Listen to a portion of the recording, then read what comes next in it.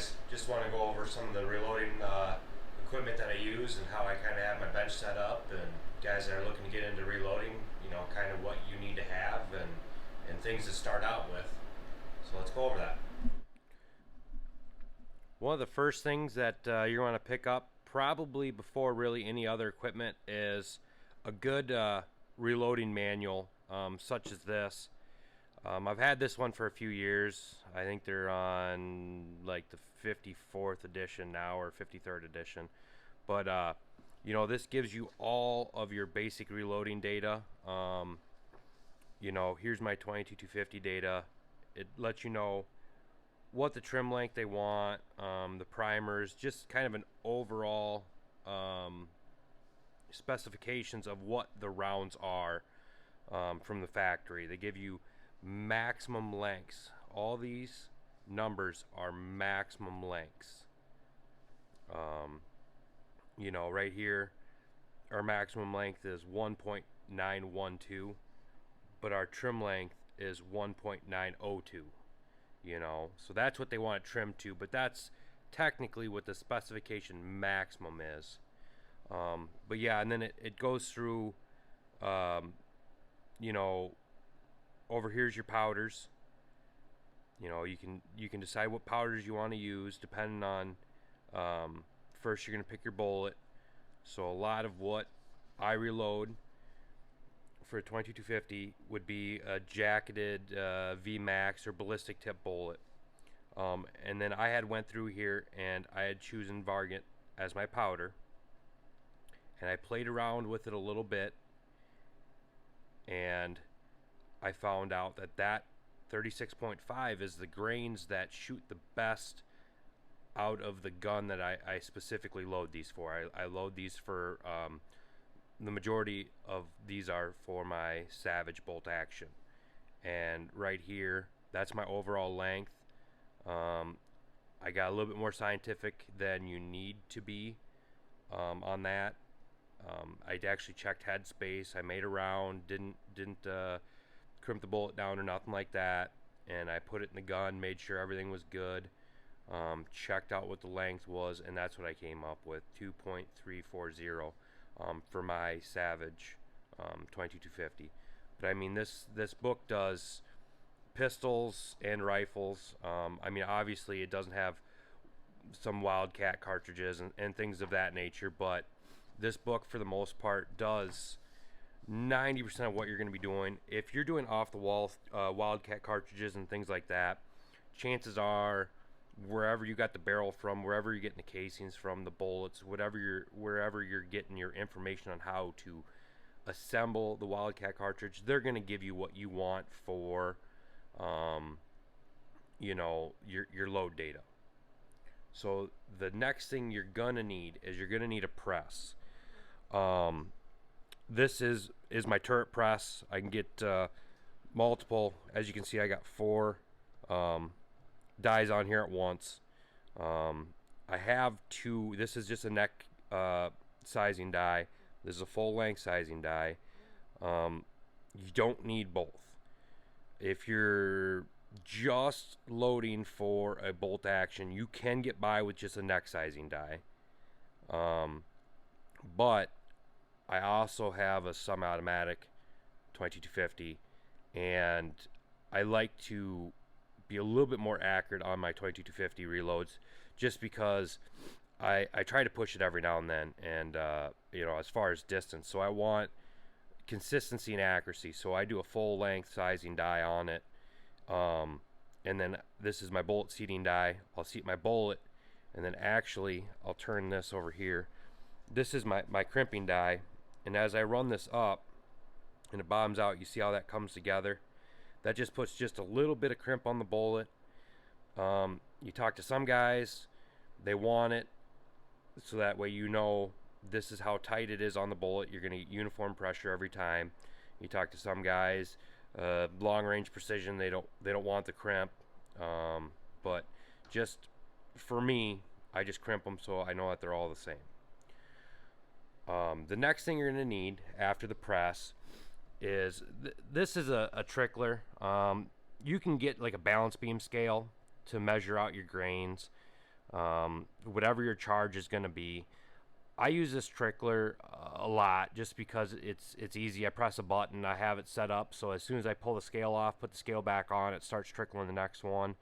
And with the press, once I get the charge in, I'm going to put the bullet on, I'm going to crimp it, and by the time I get done with that, it's got the next charge ready to go. For sure, anything that I shoot that's a hollow point or ballistic tip, I run through my trickler just to make sure I'm within this thing's like a tenth of a grain accuracy. I know that they're all 98% the same. Just a tenth of a grain is the only variation I get. But my pistol loads, if I'm reloading, let's say like 223, 5.56, or like my 308 with full metal jackets, anything full metal jacket, I'm gonna go to this thing. It's a simple setup. There's a scale built into it here. You have to make a couple of adjustments, weigh your powder, make sure that it's actually dispensing the right amount. But basically, you set this, get it fine-tuned to where your powder load is, and every time you actuate this lever, it opens up the cup, the powder drops in, it closes the cup, and then drops it down into your casing. And so, like I said, for like the pistols, if I'm reloading anything full metal jacket that I'm going to be reloading, let's just say 500 rounds in a night, I'm going to use this thing just because it's fast. It's actually pretty accurate. I mean, it's that's with a tenth of grain. This is within a quarter of a grain. So it's very acceptable.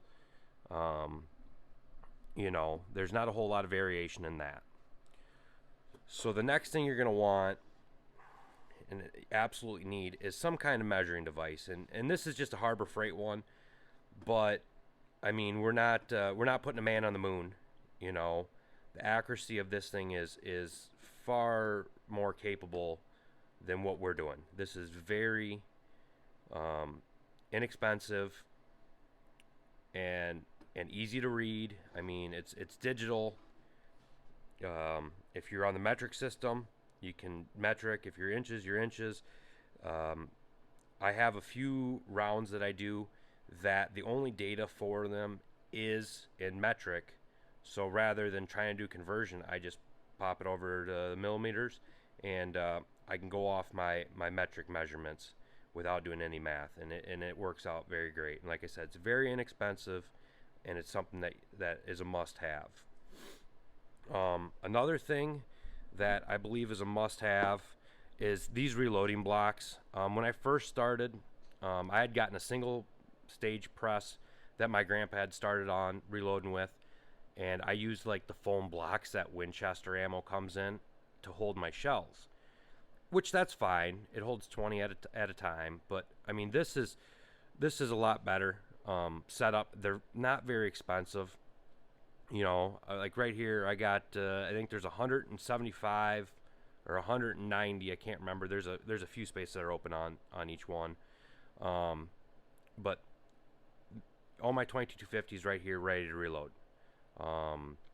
It's cleaned and ready to go through all my cycles of all the reloading steps I need to go through to get them finished out to actual usable rounds.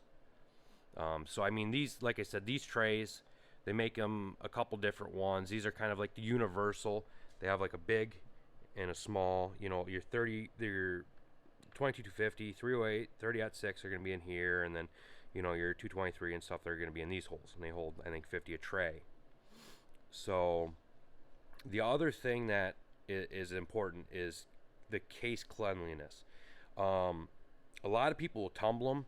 So like this is a tumbled case. See how shiny that is. It's nice and clean and ready to go. Where like this right here, this is an ultrasonic cleaner. You can see it's not as bright, it's not as shiny, but it's clean. And the cleanliness is more important than the shininess. A lot of what I do, I just use an ultrasonic cleaner.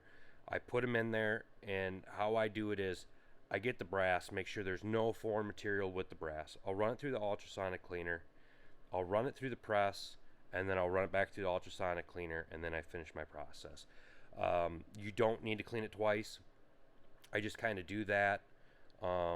Just it's part of my process because a lot of times I'm doing multiple calibers kind of at the same time, but yet keeping them separated enough that we don't have to worry about data getting crossed or anything like that. But so a lot of times I'll just wash them twice because otherwise they're going to sit here while I'm running through the first step of the second batch. So I just run them through, get the lube off. But the lube I use is One Shot by Hornady. This lube's really good. It dries. It doesn't contaminate powders, primers, nothing like that. I can spray it on here, run it through all the motions. As long as I don't have them all slopped up or nothing, you really can just go start to finish. You don't have to clean them up after you put lube on them. I know there's some lubes out there that, I mean, you have to clean them pretty good because they'll contaminate the powder. They make a mess. But like I said, this stuff seems to be pretty good. I've used this for a long time, and you know, as long as I don't have any heavy residue on the outside of the case by the time I get done with all my sizing and cutting and everything, I can go right on through to putting powder and primer in if I really wanted to. So along the lines of that, after you size it, you need to do case length. And I had bought this, you know, prior to this I had kind of like the simpler model where you put the inserts in and things like that. But since I switched to this model, I've been really happy with it. It's not that expensive. It's universal on this end. You can kind of put any casing in you want. There's inserts for your bullet diameter from 20 up to, I believe this one's a 45. I got the 22 in here right now. And it's just a nice little cutting wheel that comes and trims the case up. And it's a fine adjustment. Your coarse adjustment's here. This slides up and down the shaft, and then this turns on the coarse adjustment. And you can really fine tune your cases. You know, I can get mine, you know, like them 22-250s. If I'm shooting for 1.902, I can get them 1.901 to 1.9025. You know, I get them pretty well within a half of a thou, which is far more accurate than you need. So then I come through and you clean up the bullet chamfer. Just give them a light little scrub. So I just use these deburring tools for that. When I get into the primer pockets, I have, if I can focus here, I have the bottom of the pocket kind of reamer cleaner, and then I actually have a side of the pocket reamer. And this is important, especially if you're reloading 5.56 or turning into 223, because some of them are lightly crimped. So this opens it up so you don't have any lodge primer issues when you go to reprime your rounds. And then, like I said, you know, whatever dies you're going to use, you know, whatever caliber you want to reload, these Lee dies, these red case ones, they're pretty inexpensive. That's about your entry level dies. These yellow ones are the next step up. They call these the carbide dies, I believe. They're a little bit better. And then kind of right here is unless you're on a Hornady press and want to go all Hornady, these RCBS, this is kind of what anybody that asks me, hey, what brand of die should I get? These are the way to go. The decapping pins are very easy to change out because, trust me, you will break one at some point, especially the small rifle primer pins. You'll get a 223 case that from the factory, the hole for the primer pocket wasn't quite sized right, and you're going to stick that pin and it snaps off. It happens. Don't make a big deal out of it. Throw the case away, put a new pin in, and away you go. So, you know, obviously, and then you're going to need whatever powder and bullets you're reloading. And then the next thing you're going to need, I'll open this box up here and show you guys kind of what I do. This thing's old. My grandpa used this for years. So this is a auto primer. It comes with a small rifle and a large rifle um, priming tray, and basically you pour your primers onto them trays and get them kind of situated all the correct way, and you put your case in there, and as you push up, see how there's a plunger that just seats your primer, and away you go, and your case is primed. And then obviously you got your different primers that you can use. Like I said, refer back to here. I kind of go off of what they want for primers, brand too. Right now, unfortunately, primers and powder is very hard to get a hold of. So when you do see it in stores, look to see if it's compatible with what you're trying to do. If it is, buy them. I had a couple loads that I wanted to work on a little bit, and the primers that I really wanted weren't available, but there was a different brand, and everything was pretty much 100% identical. So I just switched brands, and I was really happy with the primers, and they were available. I mean, that was the big thing. Right now, your bullets are pretty well available. Cabela's, Bass Pro Shop, reloading centers. I mean, I checked like my 22 caliber bullets, whether you're going to go with the ballistic tip varminter, or I am kind of in the process of switching to these Varmageddons. Both these are very available right now. The Varget is kind of hit and miss right now. I got some 223s on me reloading, and that's why I got this Winchester here. I would load them as Varget. This is substantially cheaper and it's more available, so I'm going to save this for the calibers that I already have built with Varget. I have the data that I want for Varget, but I'm working on some different 223 stuff, so that's why we're going to go with a little bit cheaper powder and a more available powder for that, just to save this for a couple loads that we're doing, and then I had picked up for doing some 45 stuff. So bullet puller, it's not a necessity, but if you want to say build a round and then tear it apart and double check everything, say like the first couple rounds that you build, just to build some confidence, reweigh everything, and yep, I did it right.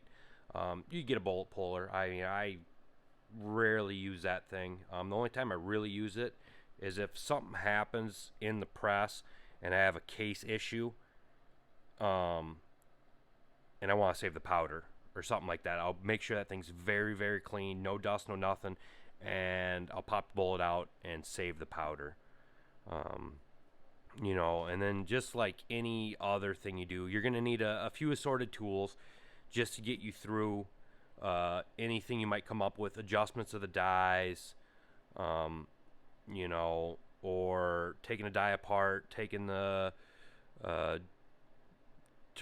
case tool down apart, if you want to do some cleaning, some maintenance, just your normal tools, normal wrench set, normal screwdrivers. That'll do pretty much 100% of what you want to do. So yeah, that's just kind of an equipment overview.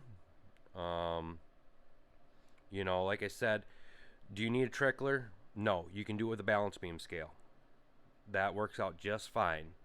Do you need a turret press? No. I start off with a single stage. I still have that single stage.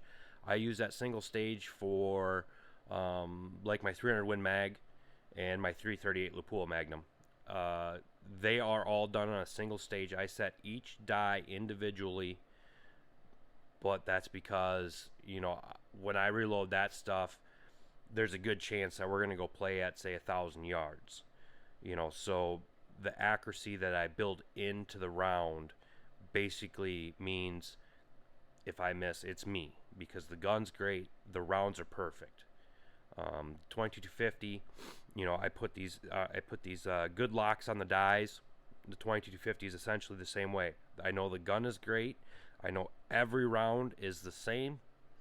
I'm more accurate than a factory load as far as my velocity, my muzzle energy. I know that they're all more accurate than a factory load.